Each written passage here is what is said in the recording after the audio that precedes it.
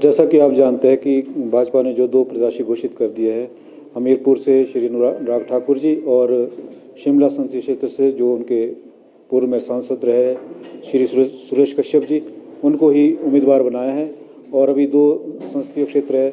मंडी और कांगड़ा, वहाँ पे उन्होंने भी अभी उम्मीदवार का चयन नहीं किया है। और आप सब जानते हैं कि कांग्रेस ने भी अपनी प्रक्रिया जो है आरंभ कर दी है। परसों ही जो है दिल्ली में स्क्रीनिंग कमेटी की जो बैठक हुई थी, उसमें कुछ नामों को आगे किया गया है जो कि सीईसी में जाएंगे।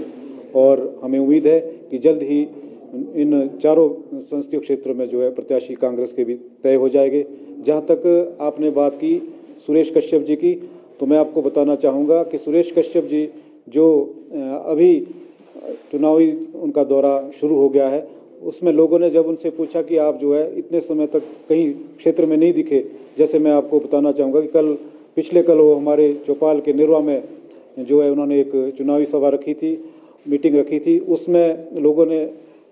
पत्रकार बंधु ने उनसे पूछा कि आपका ये चौपाल विधानसभा क्षेत्र का कौन सा दौरा है, तो उन्होंने कहा कि मेरा ये चौथा दौरा है। आप समझ सकते हैं, भली बात जान सकते हैं कि वो अपने संसदीय क्षेत्र के प्रति कितने गंभीर है। और जो वो बड़ी बड़ी बातें कर रहे हैं कि हमने लगभग 15,000 करोड़ के जो इस संसदीय क्षेत्र के लिए जो बड़े प्रोजेक्ट लाए, वो वही प्रोजेक्ट गिना रहे हैं जो यूपीए 2 में हुए हैं। जैसे IIM की बात कर रहे हैं, और जो हमारे इंडस्ट्रियल जो आपका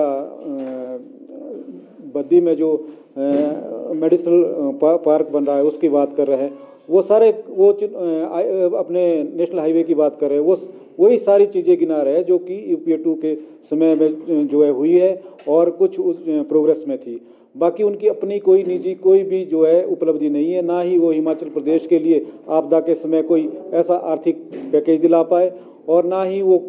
कहीं जहाँ भी पूरे आप जानते हैं कि पूरे क्षेत्र जो है आपदा से ग्रसित हुए थे, वहाँ ना लोगों से मिले, ना लोगों को राहत दिलाने की कोई मदद की। और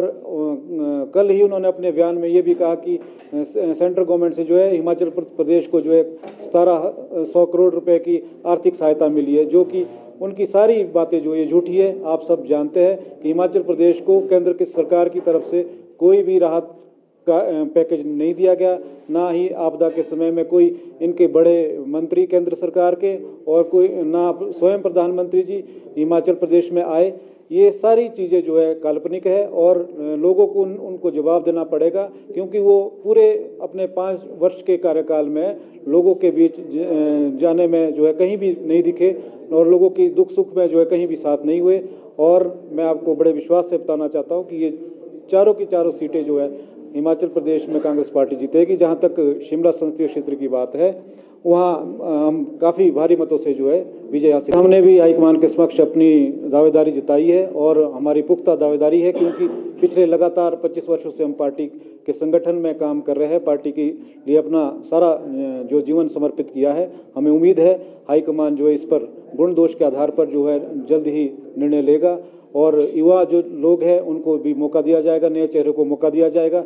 और ये इस बात मैं आपको ये विश्वास दिलाता हूँ कि अगर नए लोगों को मौका मिलेगा तो ये सीट जो है इस बार अवश्य ही जो है कांग्रेस की झोली में जाएगी।